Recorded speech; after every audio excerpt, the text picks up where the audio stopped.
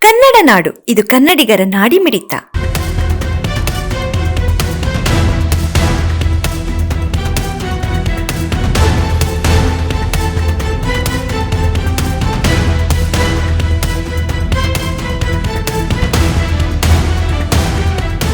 ಅನ್ನದಾತನ ಜೀವನಾಡಿಯಾಗಿರುವ ತುಂಗಭದ್ರಾ ಜಲಾಶಯದಿಂದ ಈಗೊಂದು ಆತಂಕಕಾರಿ ಸುದ್ದಿ ಹೊರಬಿದ್ದಿದೆ. ಹೌದು, ಮಳೆಯ ಕೊರತೆಯಿಂದಾಗಿ ಥೀಬಿ ಡ್ಯಾಂನಲ್ಲಿ ನೀರಿನ ಸಂಗ್ರಹ ಭೀಕರವಾಗಿ ಕುಸಿತ ಕಂಡಿದೆ. ಜಲಾನಯನ ಪ್ರದೇಶಗಳಲ್ಲಿ ಈ ಬಾರಿ ಮುಂಗಾರು ಮಳೆ ಇನ್ನೂ ಚುರುಕುಗೊಂಡಿಲ್ಲ. ನಿರೀಕ್ಷಿತ ಪ್ರಮಾಣದಲ್ಲಿ ಮಳೆಯಾಗದ ಹಿನ್ನೆಲೆಯಲ್ಲಿ ಜಲಾಶಯದಲ್ಲಿ ನೀರಿನ ಮಟ್ಟ ತಳ ಸೇರುತ್ತಿದೆ. ಸದ್ಯ ತುಂಗಭದ್ರಾ ಜಲಾಶಯದಲ್ಲಿ ಇರೋದು ಕೇವಲ 9.90 ಟಿಎಂಸಿ ಅಡಿ ನೀರು ಮಾತ್ರ.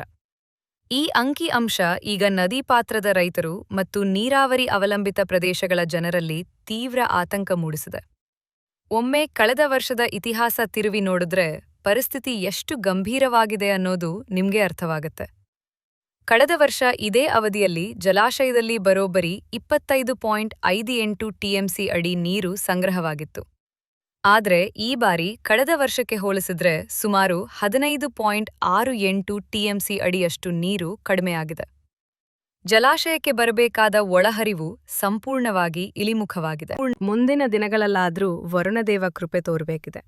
ಒಂದು ವೇಳೆ ಜಲಾನಯನ ಪ್ರದೇಶಗಳಲ್ಲಿ ಉತ್ತಮ ಮಳೆಯಾಗದೇ ಹೋದ್ರೆ ಕೇವಲ ಕೃಷಿಗೆ ಮಾತ್ರವಲ್ಲ, ಕುಡಿಯುವ ನೀರಿಗೂ ಕರಾವಳಿ ಮತ್ತು ಬಯಲು ಸೀಮೆಯ ಜನ ಪರದಾಡಬೇಕಾಗತ್ತೆ. ನೀರಾವರಿ ನಿರ್ವಹಣೆ ದೊಡ್ಡ ಸವಾಲಾಗ್ಲಿದೆ ಅಂತ ಅಧಿಕಾರಿಗಳೇ ಹೇಳ್ತಿದ್ದಾರೆ. ಸದ್ಯಕ್ಕಂತೂ ಅನ್ನದಾತ ಮುಗಿಲ ಕಡೆ ಮುಖಿಲ ಮಾಡಿ ಕಾಯ್ತಿದ್ದಾನೆ.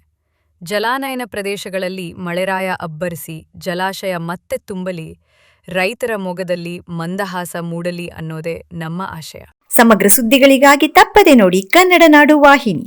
ಸಬ್ಸ್ಕ್ರೈಬ್ ಮಾಡಿಕೊಳ್ಳಲು ಕೂಡಲೇ ಪಕ್ಕದಲ್ಲಿ ಕಾಣುವ ಬೆಲ್ ಐಕಾನ್ ಕ್ಲಿಕ್ ಮಾಡಿ ನೋಟಿಫಿಕೇಶನ್ ಪಡೆಯಿರಿ.